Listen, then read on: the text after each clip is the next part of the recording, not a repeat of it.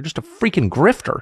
Shut up. Right. And like and this is why, when you were on my podcast, we set the internet on fire by because I trashed Bill Buckley, and then you were like, I completely agree with you. You're not allowed to have that. I said he was one of the great villains of the 20th century. That he was a gatekeeper for sure. Right. I mean, people they were like, "Wow, that's Stalin and Mao Zedong," and I'm like, okay, fine, he was third. But the point is, okay, there were like 5 ahead of him. Okay, fine, but I think part of this is that a lot of the kind of conservatism Inc. people who criticized us for saying that, and they're kind of like, well, how would this was the guy who was the most prominent member of the conservative movement, and it's like, okay, and so like what exactly was conserved in his movement? What, like, just explain. Was it the Constitution? Was it what? Classical liberal values? Was it religion? Was it tradition? Was it the definition of a woman? Like, what exactly was the big conservative win here?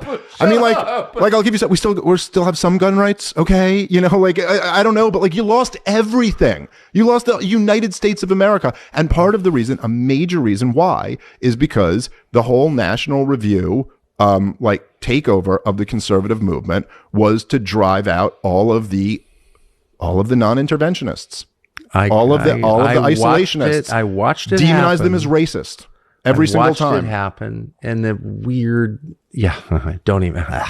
I'm holding back. But no, because that's like I was adjacent to that world my entire life, and I watched it happen, and I knew Bill Buckley, and he was perfectly nice to me. I didn't hate him or anything, but he was very charming and very smart guy, I guess. For sure, but, I was playing the WASP.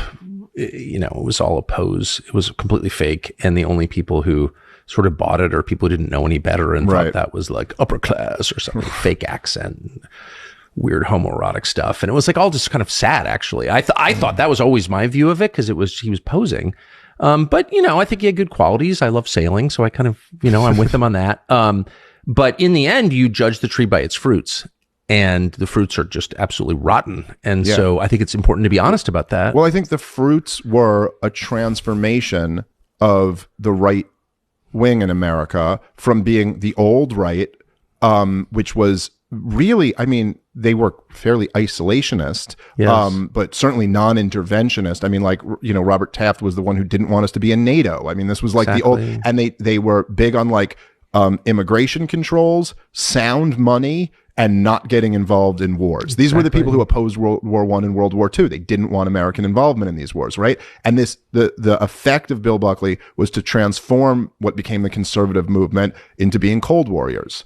That what we do is we go everywhere around the world looking for a war to fight. So in other words, the people who really loved America, not the idea, but the physical reality of America and her people, the people who actually live here and their homes and their little towns and their dumb little jobs and all the stuff that makes up a civilization at scale, the people who cared about that somehow became anti-American. Right. Yeah. And the people who would lecture you about how America is an idea, and it doesn't really matter who lives here. What?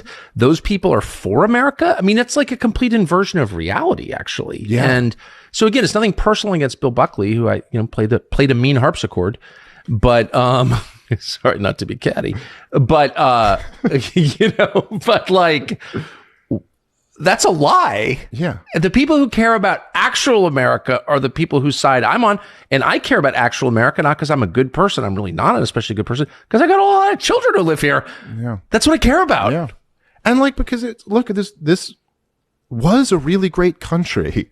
And I mean, there are still a lot of great things about it, but it's deteriorating. And why should we be for that? And, one of the crazy things about America is that there is kind of this idea that we are the United States of America and have been this whole time, whereas there's really been like several revolutions in the country. And what?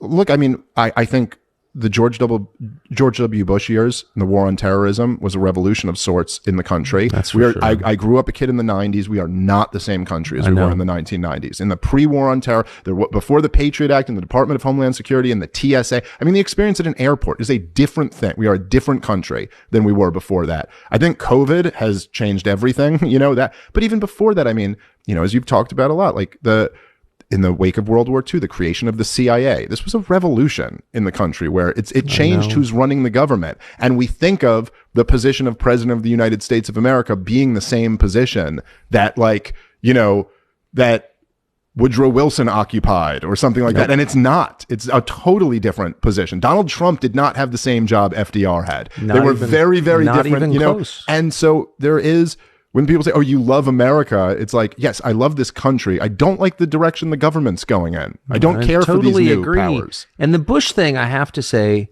I